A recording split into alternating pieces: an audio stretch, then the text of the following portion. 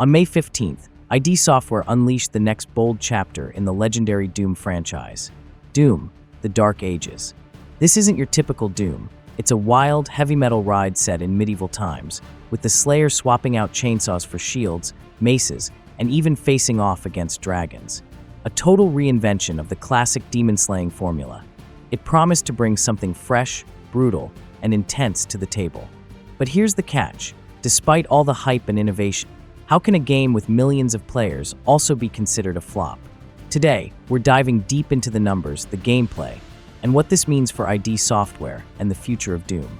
Doom has always been about fast-paced, high-octane demon slaughter, but with the Dark Ages, ID Software threw a curveball.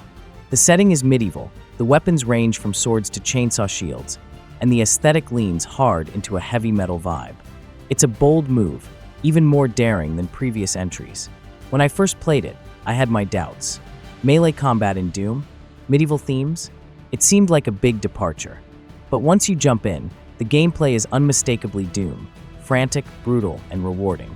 The frenetic pace and fluid combat remain intact, with even more weapon variety and crazier fights.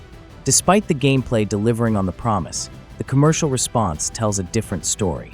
Official data from ID Software reveals over 3 million players have experienced the game. That sounds impressive on paper. But here's the kicker. Only about 1 million actually bought it. Where are the rest?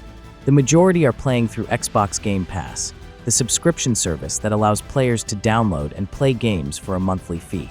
This inflates player counts, but doesn't translate directly into sales revenue for the developers.